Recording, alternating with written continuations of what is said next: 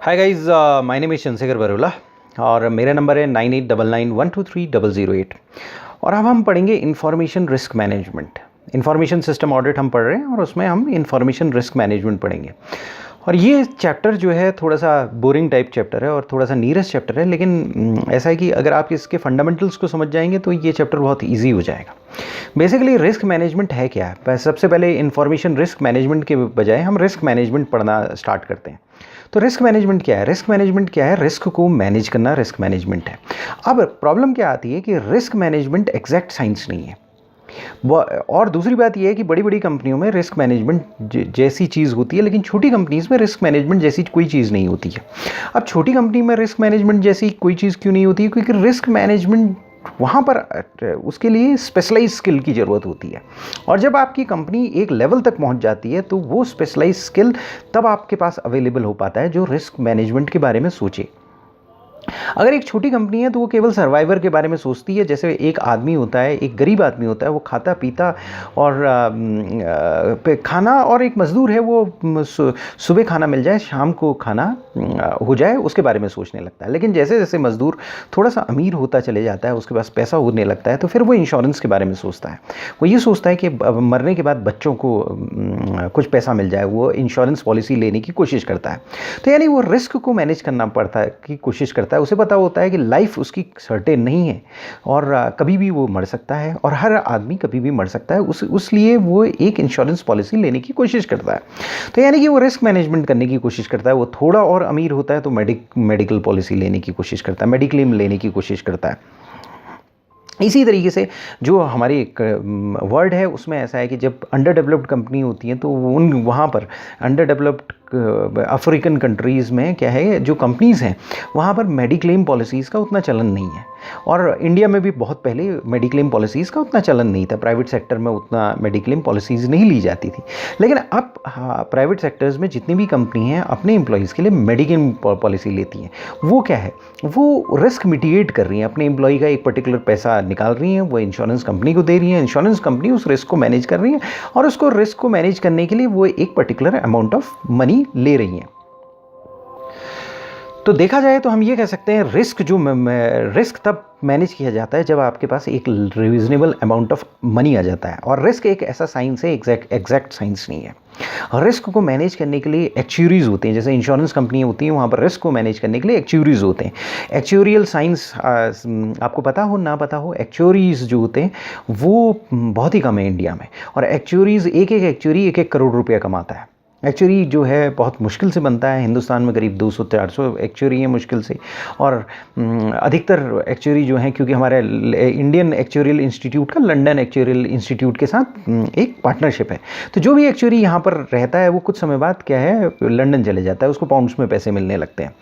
तो वो एक्चुअरी क्या करता है, एक्चुअरी रिस्क मैनेज करता है, इंश्योरेंस कंपनी की पॉलिसीज़ को बनाता है और उन्हें ये बताता है कि भाई अगर मान लिया सपोज़ इतने लोग पॉलिसी लेंगे तो आपको इस पॉलिसीज़ में इतना घाटा हो सकता है, इतना फ़ायदा हो सकता है, इतना एक अमाउंट ऑफ मार्जिन आपको मिल सकता है। तो इंश्योरेंस कंपनी कहती है कि ये पॉलिसी हम कर रहे हैं, हमारी ये कॉस्ट आएगी और इतना हमें मार्जिन चाहिए, और जो पॉलिसी जो है को कैसे स्ट्रक्चरिंग करें, यानी उसके प्रीमियम कितने लें, कितने साल की पॉलिसी होगी। तो वो स्टैटिस्टिकल एनालिसिस करके ये बताता है कि क्या रिस्क हो सकता है। तो कहने का मतलब ये है, रिस्क मैनेजमेंट एक बहुत स्पेशलाइज्ड साइंस है। रिस्क मैनेजमेंट एग्जैक्ट साइंस नहीं है। रिस्क मैनेजमेंट जो है क्योंकि फ्यूचर है, अनसर्टेन है, एग्जैक्ट हो ही नहीं सकता, तो इसी कारणवश उसकी रिस्पॉन्सिबिलिटी हायर मैनेजमेंट को होती है। तो कहा जाए तो अगर हम इसको समराइज़ करें तो हम ये कह सकते हैं रिस्क मैनेजमेंट एक स्ट्रेटेजिक मैनेजमेंट इशू है। यानी कि top level management risk manage करेगा। अगर top level management lower level management से ये नहीं कह सकता कि भाई तुम रिस्क मैनेज करो। यानी कि आप एक इंफॉर्मेशन सिस्टम ऑडिटर के रूप में अगर एक किसी कंपनी में जाते हो तो उस कंपनी में आप क्वेश्चन उठा सकते हो अगर वहाँ पर रिस्क मैनेजमेंट पॉलिसीज़ नहीं है, रिस्क सही तरीके से मैनेज नहीं कर रहे हैं। और जो अब हम पढ़ेंगे वो सारी चीज़ें रिस्क रैंकिंग नहीं होती है, अगर एसेट को क्लासिफिकेशन नहीं है, एसेट आइडेंटिफिकेशन नहीं है और उसका रिस्क मैनेज नहीं हो रहा है, तो आप उसके मैनेजमेंट पर क्वेश्चन उठा सकते हो। जनरली क्या होता है कि आप लोअर एम्प्लॉयज़ पर क्वेश्चन उठाते हो, ऑपरेशनल लेवल पर उठाते हो, टेक्निकल लेवल पर उठाते हो, मैनेजमेंट को आप उतना नाराज़ नहीं करते हो। लेकिन जहाँ रिस्क मैनेजमेंट की बात आई, वो रिस्पॉन्सिबिलिटी केवल और केवल हायर लेवल ऑफ मैनेजमेंट की है, यानी टॉप लेवल मैनेजमेंट की है, स्ट्रेटेजिक लेवल मैनेजमेंट की है। तो कहने का मतलब ये है कि अगर आप मान लिया सपोज़ आप किसी कंपनी में ऑडिट करने जाते हो, और वो ऑडिट सपोज़ आप दिल्ली में कोई कंपनी में ऑडिट जाते हो और आपको यूएस वाली कंपनी ऑडिटर बनाती है, और आपको पता है कि भाई यूएस की ब्रांच है, मुझे ऑडिटर के रूप में नहीं हटाया जा सकता है, क्योंकि जनरली क्या होता है, अदर कंसिडरेशंस आ जाते हैं, ये एथिकल नहीं है, नॉन एथिकल है। जनरली प्रैक्टिकली हमने क्या देखा है कि मैनेजमेंट को, जो मैनेजमेंट की तरह से हम चलने लगते हैं हम ऑडिटर्स की, विच इज़ नॉट गुड, लेकिन होता ऐसे ही है। लेकिन मैं आपको ये बताना चाहता हूँ कि अगर मान लिया सपोज़ आपको मौका मिले, अगर कोई पर्टिकुलर यूएस बेस्ड कंपनी है और आपको पता हो कि आपको अपॉइंट यूएस बेस्ड कंपनी ने किया है अपनी इंडियन सब्सिडियरी को ऑडिट करने के लिए, तो वहाँ पर आप ये प्रोफेशनल लिबर्टी वैसे तो आपको लेनी ही चाहिए, लेकिन वहाँ पर पूरी तरीके से ले सकते हो। वहाँ पर आप वहाँ आप सबसे पहले जाकर ये देख सकते हो रिस्क मैनेजमेंट पॉलिसीज़ हैं कि नहीं है। अगर रिस्क मैनेजमेंट पॉलिसीज़ नहीं है तो सीधे आप क्वेश्चन उठाओ मैनेजमेंट में।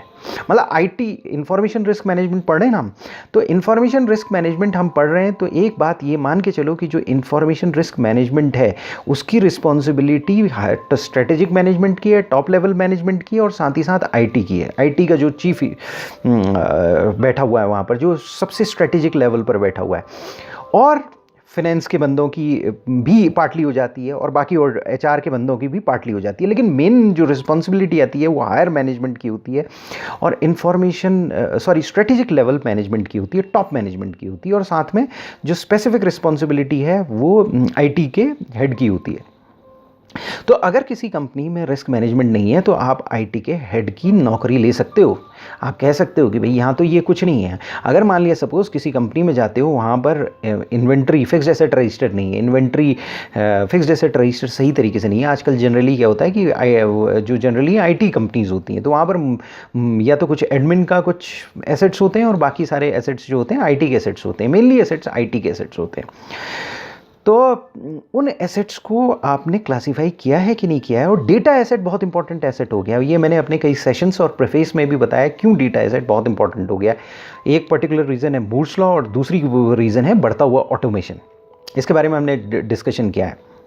तो कहने का मतलब ये है कि उस एसेट को पहले क्लासीफाई तो करो, वो एसेट आपके पास होना चाहिए, और वो एसेट रजिस्टर होना चाहिए। डेटा एसेट कहाँ पर रखा है उसकी वो पूरी तरीके से डिमार्केट होनी चाहिए। और अगर ये सारी चीज़ें नहीं हैं तो आप फाइनेंस हेड की और आईटी हेड की जॉब ले सकते हो, कोई ख़ास बात नहीं है। आप उसको एडवर्स ओपिनियन दे सकते हो। आप कह सकते हो जी यहाँ एसेट क्लासिफिकेशन ही नहीं है।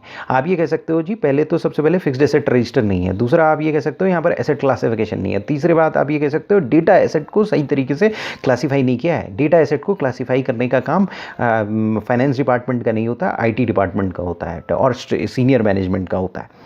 तो अगर वो क्लासिफिकेशन ही नहीं है तो आपको कैसे रिस्क रैंकिंग कैसे करोगे? आपको कैसे पता चलेगा कि कौन सा एसेट ज़्यादा रिस्की है, कौन सा एसेट में कम रिस्क है? तो इसको जानने के लिए पहले एसेट का जानना ज़रूरी है, उनको प्रायोरिटाइज़ करना ज़रूरी है। आपको ये पता होना चाहिए कि मिशन क्रिटिकल एसेट्स कौन से हैं। मिशन क्रिटिकल एसेट्स मतलब मिशन के लिए क्रिटिकल एसेट्स कौन से हैं। कहने का मतलब ये है जो कंपनी का जो मिशन है, प्रॉफिट कमाना या धंधा करना है या बिजनेस करना, उसके लिए इंपॉर्टेंट एसेट्स कौन से हैं, उसी के बारे में आपको कंट्रोल नहीं है, उसी के बारे में आपको पता नहीं है। तो सबसे पहला चीज़ आप ये कंपनी में जाकर देखोगे, सबसे पहले उनसे पूछोगे फिक्स्ड एसेट रजिस्टर है कि नहीं है। अगर फिक्स्ड एसेट रजिस्टर नहीं है और सही तरीके का फिक्स्ड एसेट रजिस्टर नहीं है, लोकेशन उसमें नहीं लिखी हुई है, अगर वो fixed asset register financial statement से फ्लो करते हुए नहीं है, क्योंकि फाइनेंशियल स्टेटमेंट में आपका फिक्स्ड एसेट शेड्यूल होगा। फिक्स्ड एसेट शेड्यूल्स के बाद उस फिक्स्ड एसेट, वहाँ पर एक एसेट की वैल्यू दी होगी, डेप्रिसिएशन की एक वैल्यू दी होगी, और उसका स्प्लिट आउट होना चाहिए। उसका स्प्लिट आउट कहाँ पर होना चाहिए? फिक्स्ड एसेट रजिस्टर में होना चाहिए। अगर आपके पास फिक्स्ड एसेट रजिस्टर नहीं है तो आप फाइनेंस डिपार्टमेंट की क्या कहते हैं, मैं एडवर्स ओपिनियन दे दो, मतलब फाइनेंस डिपार्टमेंट का हेड फिर कोई काम नहीं है, फिर अपनी रिस्पॉन्सिबिलिटी, रिस्क मैनेजमेंट की जो बेसिक रिस्पॉन्सिबिलिटी वो नहीं निभा रहा है।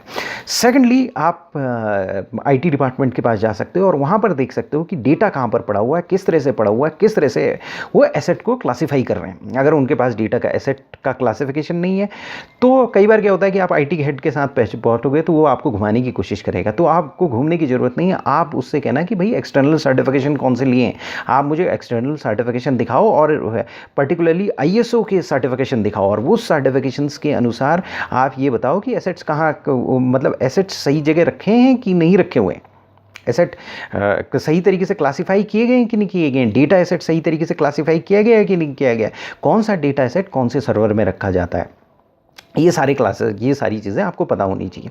तो जब आप अगर ये सारी चीज़ें नहीं पता हैं तो इसका मतलब स्ट्रेटेजिक मैनेजमेंट सही तरीके से काम नहीं कर रहा है, कंपनी का टॉप मैनेजर सही तरीके से काम नहीं कर रहा है, आईटी का हेड सही तरीके से काम नहीं कर रहा है, एचआर का हेड सही तरीके से काम नहीं कर रहा है, एडमिन का हेड सही तरीके से काम नहीं कर रहा है, दूसरे डिपार्टमेंट्स के हेड सही तरीके से काम नहीं कर रहे हैं, और आपका फाइनली जो सीईओ या चीफ ऑपरेटिंग ऑफिसर है या सीएफओ है वो सही तरीके से काम नहीं कर रहे हैं, तो आप एक एडवर्स ओपिनियन दे सकते हो। वहाँ पर आप सीधे सीधे एडवर्स ओपिनियन दो।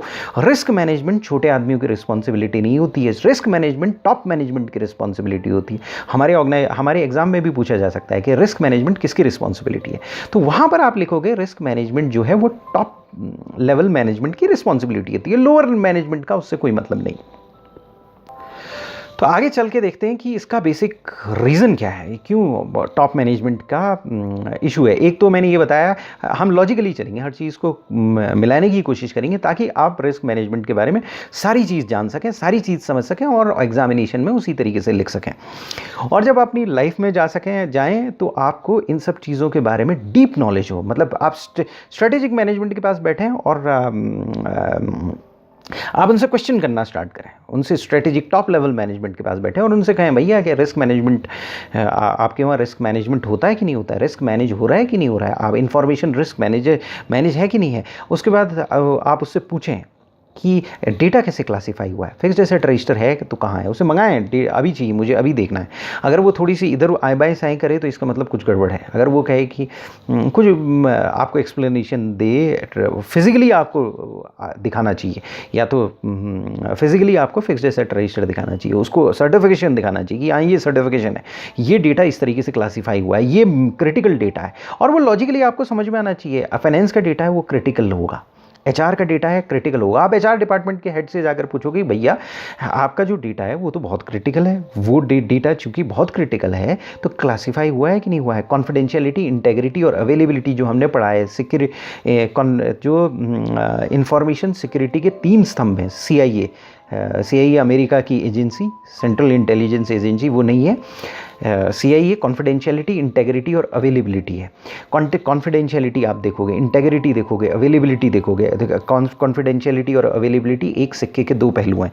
अवेलेबिलिटी ब्रीच हो रही है तो भी रिस्क है, कॉन्फिडेंशियलिटी ब्रीच हो रही है तब भी रिस्क है, दोनों है। क्योंकि अगर एक बैंक है, बैंक का सेंट्रलाइज डेटाबेस है और वो काम नहीं कर रहा है और आप एटीएम में गए और आपने पैसा नहीं निकाल पा रहे हो तो अवेलेबिलिटी इशू है।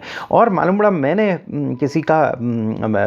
मैंने अपना कार्ड डाला और मालूम पड़ा मेरे अकाउंट में 1 लाख कार्ड दिखाई दिए, 1 लाख रुपया दिखाई दिया, कॉन्फिडेंशियलिटी ब्रीच हो गई, यानी कि मैंने किसी और के अकाउंट से पैसे निकाल दिए, तो वो कॉन्फिडेंशियलिटी ब्रीच हो गई।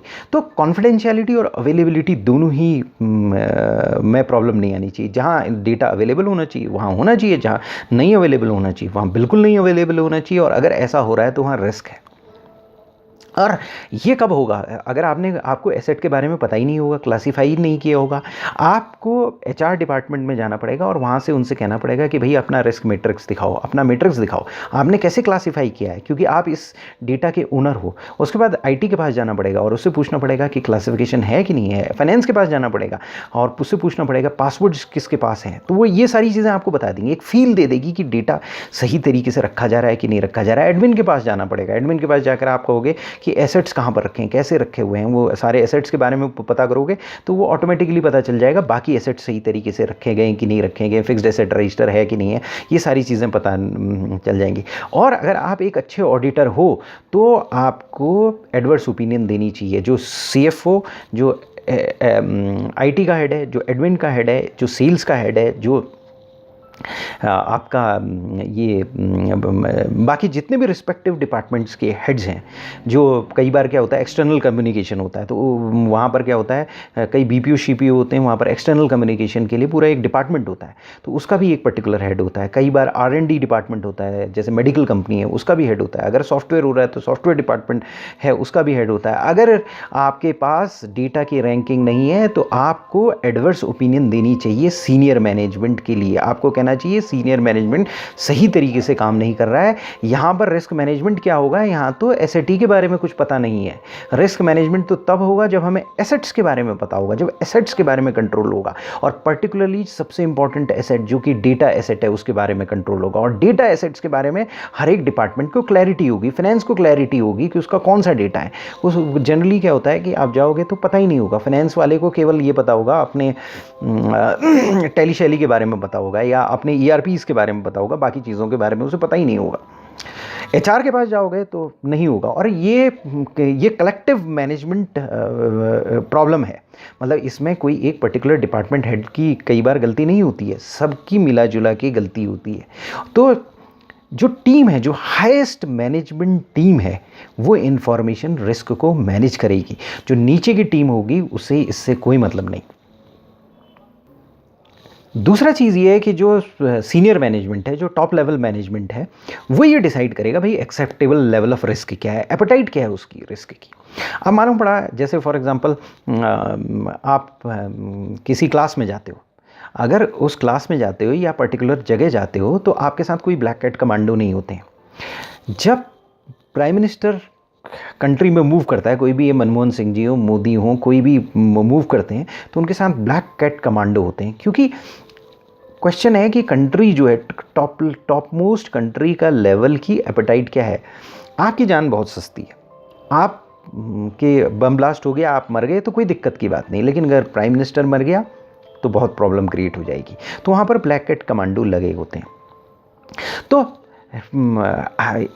दूसरी तरफ आप कई वेस्टर्न कंट्रीज़ में चले जाओगे, वहाँ पर देखोगे प्राइम मिनिस्टर भी आपका नॉर्मल ट्रेन में मूव कर रहा है, दो स्पेशल सर्विस, सीक्रेट सर्विस के लोग अगल बगल ही होते हैं।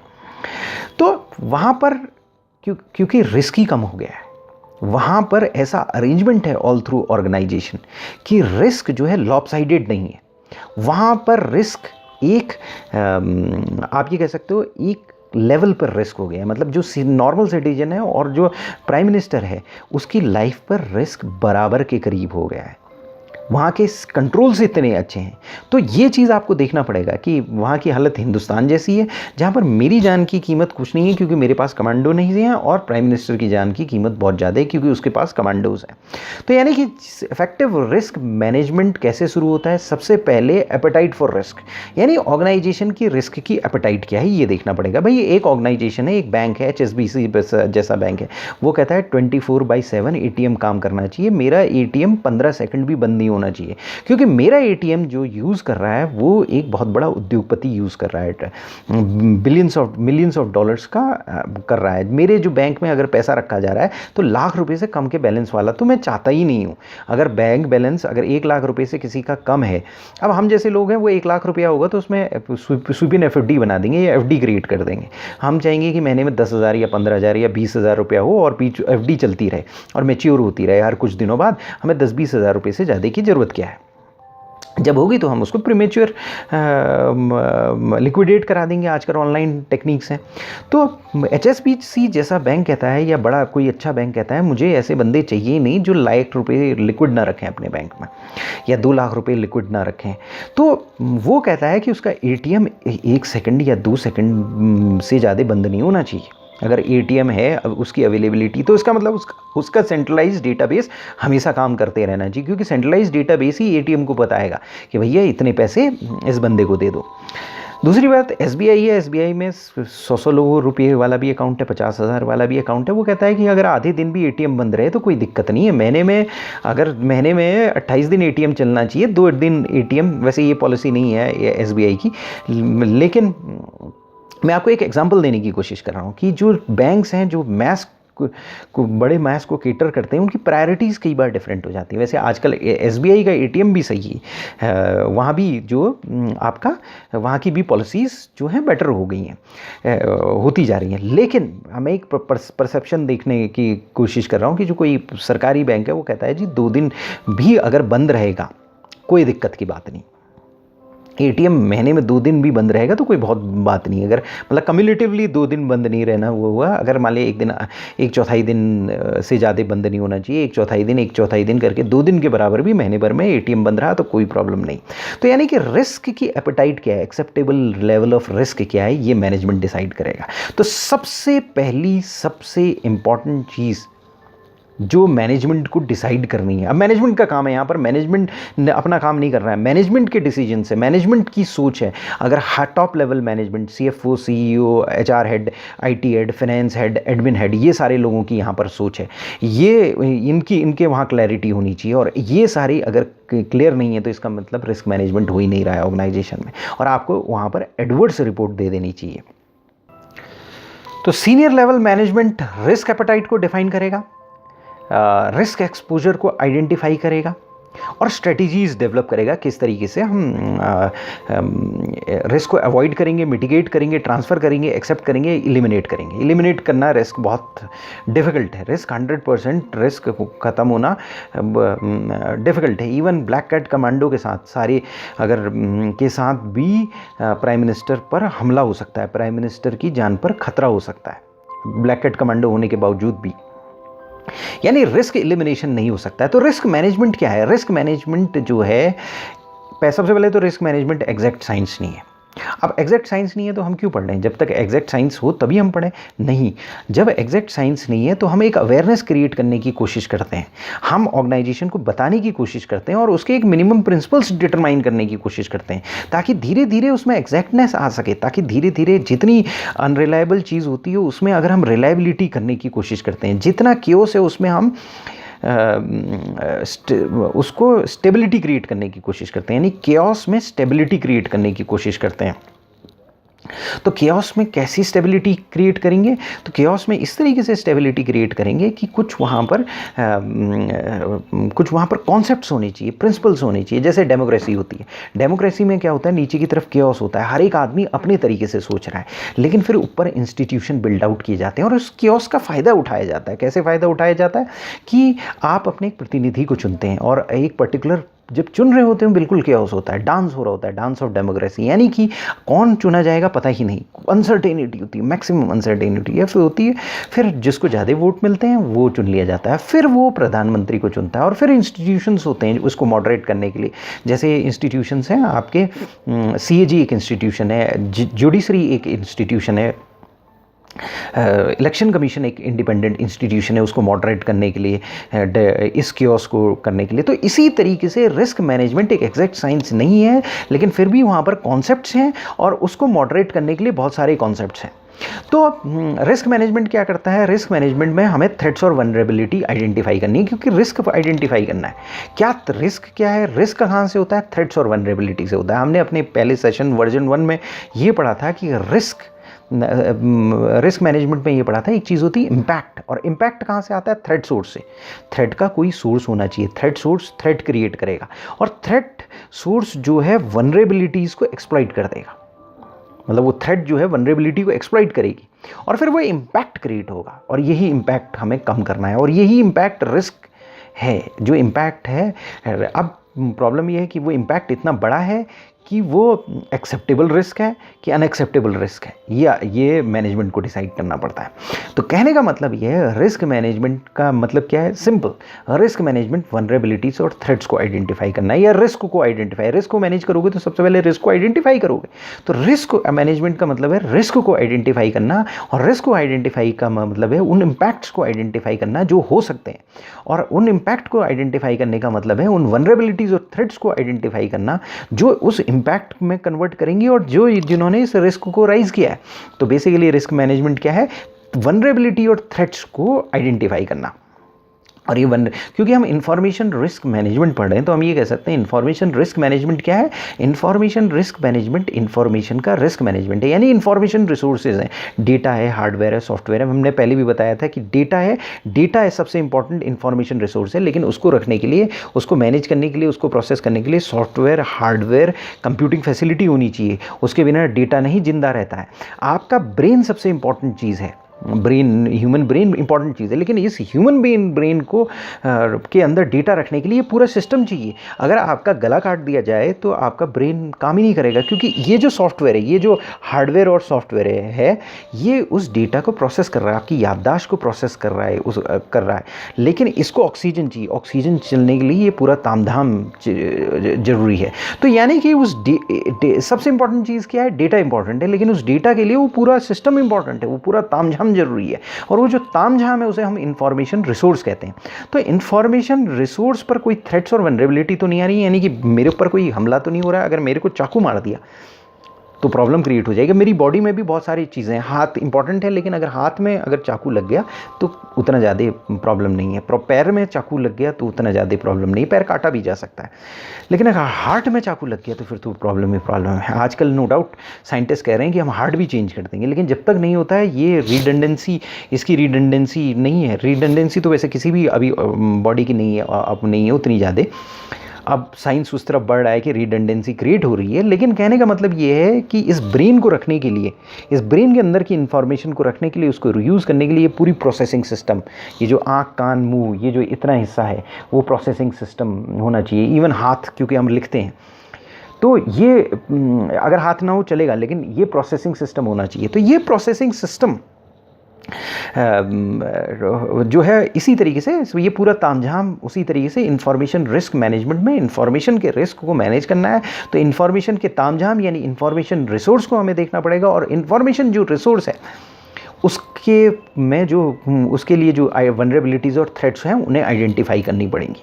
कोई भी ऑर्गेनाइजेशन है उसमें उसके इंफॉर्मेशन रिसोर्स में क्या वनरेबिलिटीज़ और थ्रेट्स हैं उसको आइडेंटिफाई करने की प्रोसेस को रिस्क मैनेजमेंट कहते हैं। और उसके हम पहला स्टेप तो है आइडेंटिफाई करना, और दूसरा स्टेप क्या है, एक्शन लेना। कौन से एक्शन लेना, ताकि रिस्क एक एक्सेप्टेबल लेवल पर आ जाए।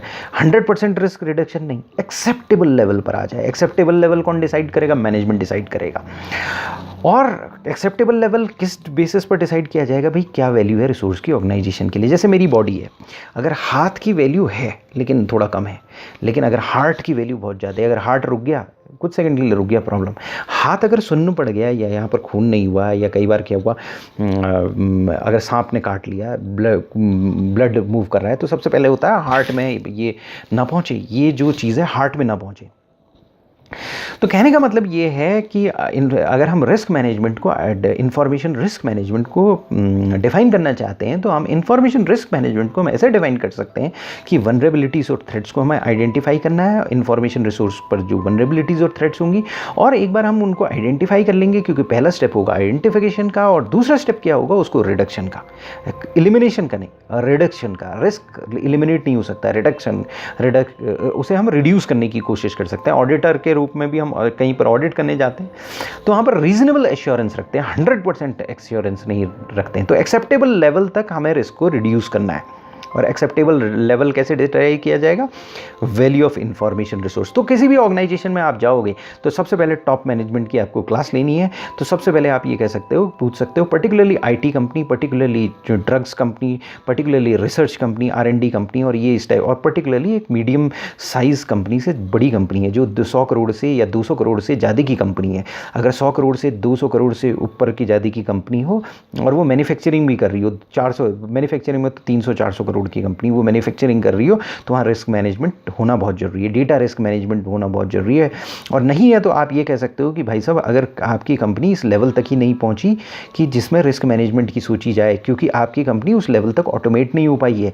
जब ऑटोमेशन होगा, एक रीजनेबल लेवल का ऑटोमेशन होगा, तब वहाँ से डेटा आएगा और तब रिस्क मैनेजमेंट की सोची जाएगी। यानी कि आपकी कंपनी इतनी प्रिमिटिव है कि वहाँ पर रिस्क मैनेजमेंट की सोचने की ज़रूरत नहीं है। आपने कभी सुना होगा इराक ईरान वॉर होता है और कई कंट्रीज़ में वॉर होती है, या अफ्रीका में होते हैं, हज़ारों लोग मर जाते हैं, एक छोटी सी न्यूज़ बनती है, लेकिन एक भी अमेरिकन या वेस्टर्न आदमी मरता है तो उसकी बहुत ज़्यादा न्यूज़ बनती है, अमेरिका प्रोटेक्ट करता है क्योंकि वहाँ लाइफ की वैल्यू हो गई है। तो यानी कि वहाँ सिस्टम इस लेवल में पहुँच चुका है, इस लेवल में इवॉल्व हो चुका है, उसकी वैल्यू हो चुकी है, वहाँ रिस्क मैनेजमेंट के बारे में सोचा जा रहा है। लेकिन और दूसरी कंट्री हैं वो क्या कर रही हैं, वहाँ अपना सुसाइड ब्लास्ट कर रही हैं और वहाँ पर उनकी वैल्यू नहीं हुई है। उन्होंने खुद ही अपने आदमी की वैल्यू नहीं की क्योंकि उन्होंने वो एक सिस्टम डेवलप नहीं किया है, उस लेवल तक उसको लेकर नहीं गए। वहाँ पर जब वो सिस्टम उस लेवल तक डेवलप हो जाएगा, जब सोच उस लेवल तक डेवलप हो जाएगी, तो वहाँ भी रिस्क मैनेजमेंट की बात होने लगेगी। वहाँ भी बात होने लगेगी कि एक आदमी मरा, तो भाई मरा कैसे। तो कहने का मतलब ये है, अगर कि किसी भी आप ऑर्गेनाइजेशन में जाएं और उससे पता करें रिस्क मैनेजमेंट नहीं हो रहा है, इन्फॉर्मेशन रिस्क मैनेजमेंट नहीं है, तो आप पूछें ऑटोमेशन है कि नहीं है, तो आप वहाँ पर एक रिमार्क दे सकते हैं कि भैया आपका जो ऑर्गेनाइजेशन है वो इस लेवल तक ही नहीं पहुँचा जहाँ पर इन्फॉर्मेशन रिस्क मैनेजमेंट की बात हो सके। यानी कि आपका जो मैनेजमेंट है वो प्रिमिटिव है। आज की डेट में हर ऑर्गेनाइजेशन में जो भी 50 करोड़ से ऊपर या इवन 20-30 करोड़ से ऊपर का ऑर्गेनाइजेशन है, वहाँ पर इंफॉर्मेशन रिस्क मैनेजमेंट के बारे में अवेयरनेस होनी जरूरी है। अगर नहीं है तो इसका मतलब ऑर्गेनाइजेशन बहुत प्रिमिटिव है। और अगर इंफॉर्मेशन रिस्क मैनेजमेंट की बात हो रही है और वहाँ रिस्क मैनेजमेंट की बात हो रही है, तो आप वनरेबिलिटी और थ्रेट्स आइडेंटिफाई करेंगे इन्फॉर्मेशन रिसोर्स की। लेकिन उससे पहले इन्फॉर्मेशन रिसोर्स के बारे में कंट्रोल तो होना चाहिए, पता तो होना चाहिए कितने इन्फॉर्मेशन रिसोर्स हैं। तो आप ऑर्गेनाइजेशन में जाकर सबसे पहले कहेंगे भैया फिक्स्ड एसेट रजिस्टर दो, और दूसरी बात उनसे ये बोलेंगे कि भाई तुम्हारा डेटा कहाँ कहाँ पड़ा है, इसका क्लासिफिकेशन दो। आईटी से बोलेंगे डेटा कहाँ है बताओ, और उस आईटी मैनेजर की, आईटी का जो टॉप मैनेजर है उसकी 1 घंटे क्लास लेंगे, पूछेंगे कि भाई आप हमें इन्फॉर्मेशन दीजिए, उनसे क्वेरी करेंगे और फिर जाकर हर डिपार्टमेंट हेड के साथ बैठेंगे और उनसे इन्फॉर्मेशन लेनी, क्रॉस क्वेश्चनिंग करने की कोशिश करेंगे। जब आप क्रॉस क्वेश्चनिंग करने की कोशिश करेंगे तो रियल सिचुएशन आपके पास आ जाएगी। आईटी हेड के पास जाकर उनसे पूछना स्टार्ट करेंगे कि भाई आप कस्टोडियन हो, आपने ऑडिट कराया है, कोई सर्टिफिकेशन लिया है, ISO का सर्टिफिकेशन या किसी और स्टैंडर्ड्स का सर्टिफिकेशन लिया है, डेटा की क्लासिफिकेशन, डेटा की सिक्योरिटी के रिगार्डिंग अगर है तो आप दिखाइए, और डेटा को कहाँ मैनेज करते हैं, किस तरह से मैनेज करते हैं, क्या क्या चीज़ें हैं, आपका रिलेशनशिप किस तरह से, कौन बताता है कि डेटा किस डेटा को किसकी अवेलेबल होनी चाहिए, कैसे आप कॉन्फिडेंशियलिटी, इंटेग्रिटी और अवेलेबिलिटी डिटरमाइन करते हैं। तो आप क्या होगा उसके बाद सीधे सीधे उठेंगे और इससे पहले कि वो फ़ोन उठाकर दूसरे लोगों को बताए कि मैंने ये बताया है, आप सीधे फाइनेंस या HR या एडमिन या दूसरे सेल्स हेड के पास जाएंगे और उससे कहेंगे भैया अब आप बताना शुरू करो। उसी बेस पर क्वेश्चनिंग करेंगे और आपको पता चल जाएगा कि भाई रिस्क मैनेजमेंट हो रहा है कि नहीं हो रहा है इस ऑर्गेनाइजेशन में। तो यानी कि सबसे पहली चीज़ रिस्क मैनेजमेंट में इंफॉर्मेशन रिसोर्स देखेंगे, उसका कंट्रोल है कि नहीं, उसकी इन्वेंट्री है कि नहीं, कहाँ पर है कि नहीं है, और फिर उस रिसोर्स को क्लासीफाई किया गया कि नहीं किया गया, उसमें वनरेबिलिटीज़ और थ्रेट्स आइडेंटिफाई की गई अगर वनरेबिलिटीज़ और थ्रेट्स आइडेंटिफाई की गई हैं तो फिर आप ये डिसाइड पता करोगे कि भाई कौन से एक्शंस लिए जा रहे हैं, उसके आगे एक्शंस क्या लिखे हुए हैं। अगर मान लिया पावर कहीं पर है तो वहाँ पर पावर के लिए फायर एक्सटिंग्विशर लगा है कि नहीं लगा है, उसी टाइप का फायर एक्सटिंग्विशर लगा है कि नहीं लगा रहे। अगर मालूम पड़ा जहाँ पर पावर है वहाँ पर आपने स्प्रिंकलर्स लगा रखे हैं, वाटर स्प्रिंकलर्स लगा रहे हैं, तो फिर तो डिजास्टर हो जाएगा। पानी के स्प्रिंकलर्स जहाँ पर पावर आपकी है, पावर जहाँ से आ रही है वहाँ पर आप पानी के स्प्रिंकलर्स नहीं लगने चाहिए, वो रिस्क को बढ़ा देगा घटाएगा नहीं। वहाँ पर जो है उसी तरीके के स्प्रिंकलर्स लगे होने चाहिए जो क्या कहते हैं इलेक्ट्रिकल फायर को मिटाने में यूज़ किए जा सके। तो आप ये देखोगे कौन से एक्शंस हैं और एक्शंस कहाँ कहाँ लिखे गए हैं, उनको लिखा गया है कि नहीं लिखा